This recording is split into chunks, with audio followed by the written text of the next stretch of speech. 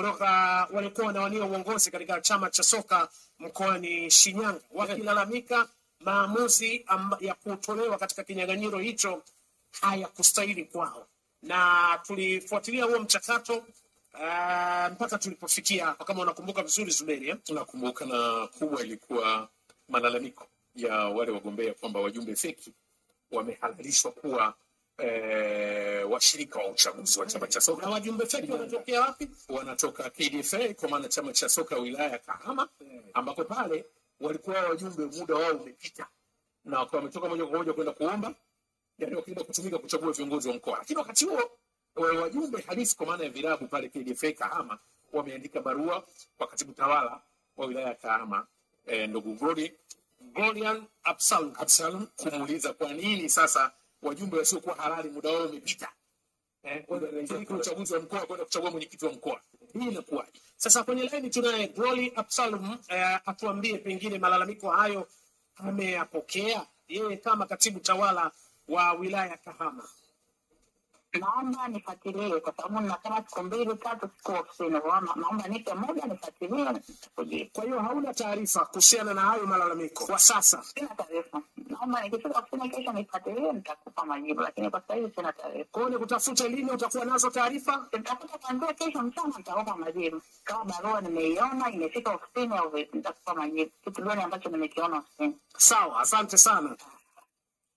Huyo ni katibu tawala wa wilaya ya Kahama akithibitisha siku 2-3 hizi ya kuwepo ofisini. Kwa hivyo maana yake kesho ama kesho kutwa tukimtafuta anaweza kutupa majibu yaliyosahihi. Tupe majibu kesho. Kesho kwa sababu huu ni ambao unafanyika haupo kama peke yake. Maana kuna mitama sana kwa sababu jambo kama hili limetokea Mbeya. Wajumbe ambao muda wao sio halali ndio wamekwenda kupiga kura kumchagua mwenyekiti na mwenyekiti wa sasa wa Mbeya ndio Elias Mwanjara. Hao wawili ndio wanakuja kwenye uchaguzi wa taifa. Kwa maana ni system ambayo inatengenezwa ya kura za ndio kwenye uchaguzi. Sasa watu hao ambao wanapita wakiwa hawana sifa, yani maana yake wanatengenezewa sifa. Sasa kwa mfano Kahama, moja kitu ambacho pia ni malalamiko ni kwamba mjumbe wa kamati tendaji kikanuni anatakiwa amemaliza form 4. Amehitimu maana yake form 4. Kapita darasa la 7. Na mwenyekiti wa kamati ya uchaguzi kagoma kuongea pale Kahama, kwa maana ya Shinyanga Sherifa kagoma kabisa kuongea. Tunapiga sana simu na katamko tujua tabu tunayo. Lakini nimempigia ras wa mkoa wa Shinyanga kumuuliza hili swala, yeye kagoma akasema yeye hawezi kulisemea hilo kwa sababu malalamiko yamefika kwake, sio mfanya maamuzi.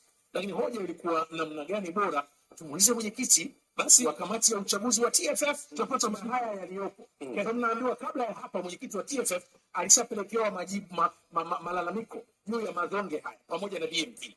Nini kinaendelea pale? Kwa sababu Mbeya afisa michezo mkoa wa Mbeya ndio, si ndio?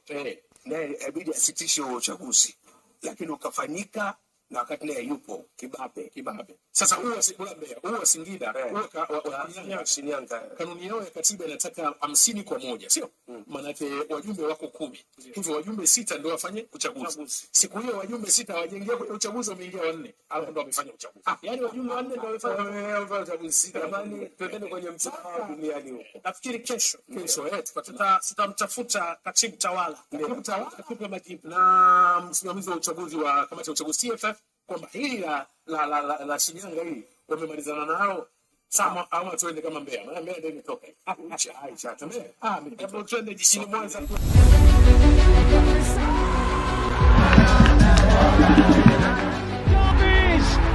City are in front. Kevin De Bruyne. Kirunda mwaga cross Majanga.